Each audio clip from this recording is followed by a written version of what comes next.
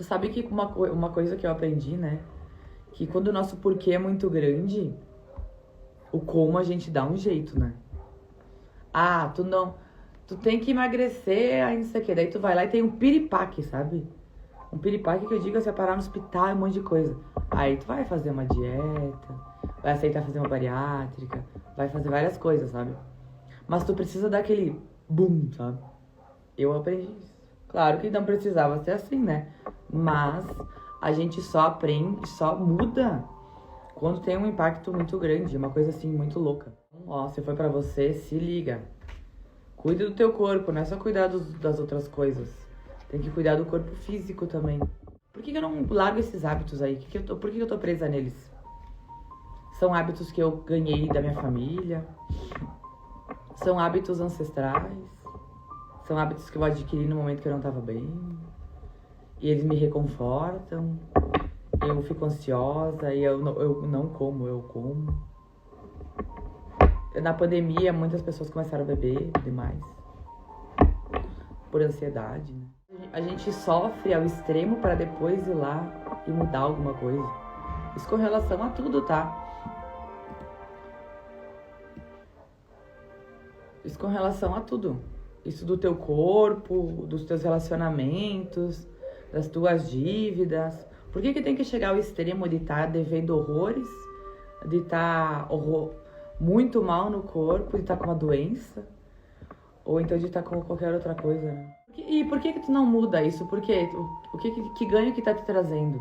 Saibam que tudo tem um ganho, né? Tá te dando eu fumo, me acalma, por exemplo.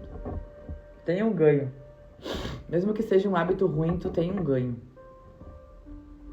Na hora que tu tá ali fazendo, bebendo, comendo, fumando, se drogando, sempre tem um ganho. A gente tem um ganho naquele hábito ruim. Mesmo que a gente sabe que é ruim, a gente faz. Por quê? Porque essas memórias, essa vontade que te faz fazer aquela coisa ruim, mesmo sabendo que é ruim, isso se chama subconsciente. Tu nem sabe por quê, né? O doce traz prazer imediato, mas depois traz uma diabetes, traz várias doenças. A gente faz... Por que a gente faz o que a gente faz, né? Por que fazemos o que fazemos? Porque às vezes a gente não tem consciência, às vezes a gente é meio Mariazinha vai com as outras. Às vezes a gente tá ligado no inconsciente coletivo. Às vezes o nosso próprio subconsciente tá querendo nos sabotar, porque ele sabe, né? Qual que é o nosso ponto fraco. Então, pode ser que a gente tá fazendo isso pra se punir. Estamos nos punindo, será? Por que você está se punindo, né? A gente acha que não merece. Tu decretou que ia morrer com 40 anos, porque uma vez se morria com 40. Ah, na minha família todo mundo morre com 40, eu vou morrer também.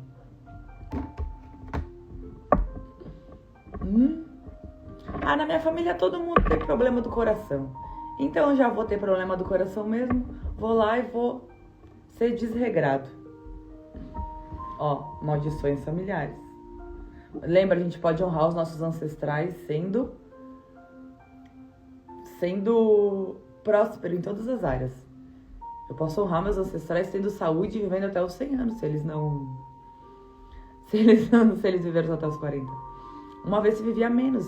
Hoje em dia, a nossa expectativa de vida é muito maior, né?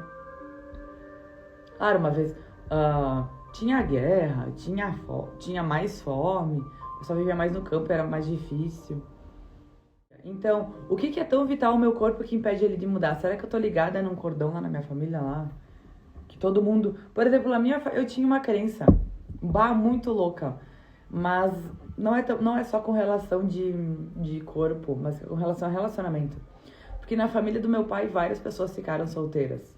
Eu tive 4 tios-avô que ficaram solteiros. Tipo, meu avô casou, mas 4 irmãos deles não, sabe?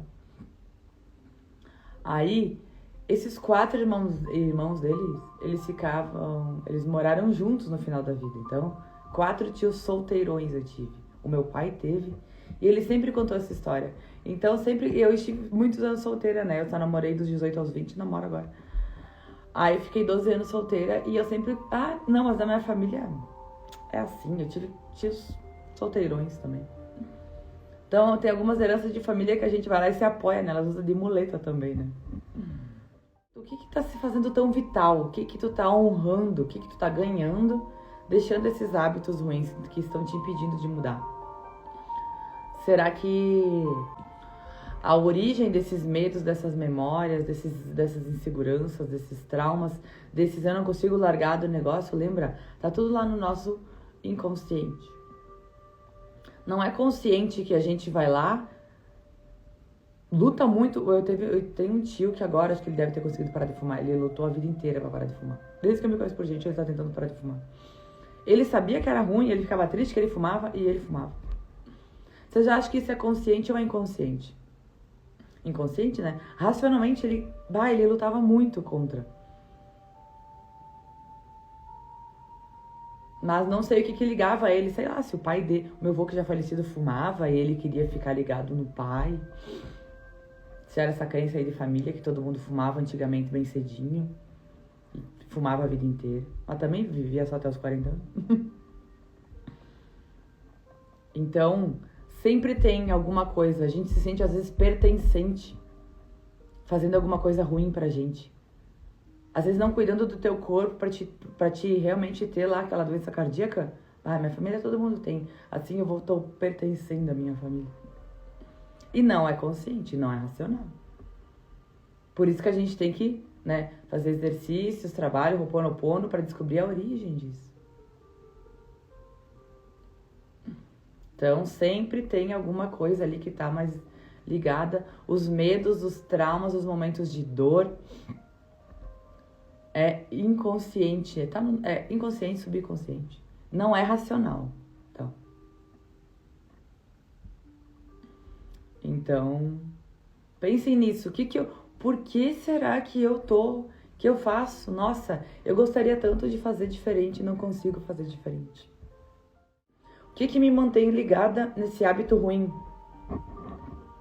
Se eu não sou nem feliz com ele. Gente, sabe aquelas pessoas... todo mundo que se perdeu, por exemplo, nas drogas, né?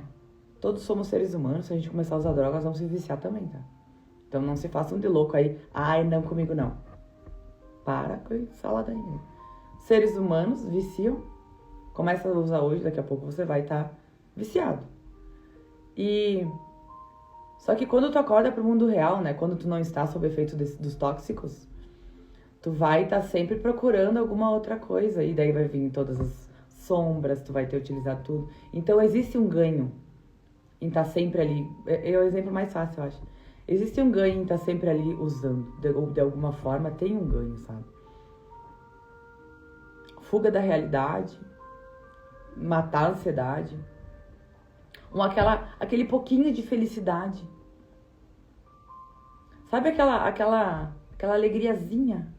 Aquela sensaçãozinha de comi um doce, que delícia. Depois vem, ai, mas eu sou uma desgraçada, uma baleia, uma gorda, blá, blá, blá. Ai, vou ficar doida, blá, blá. Tem uma coisinha de satisfação. Mesmo na coisa horrível. Sempre tem, sabe? Então que a gente saiba que isso que manda na gente ali, nessa parte, é o nosso subconsciente.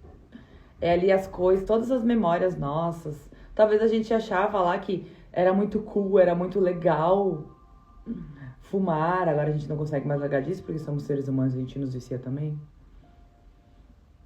A falsa felicidade. A gente se sente... É um pico de... Depois... Ai, não sei...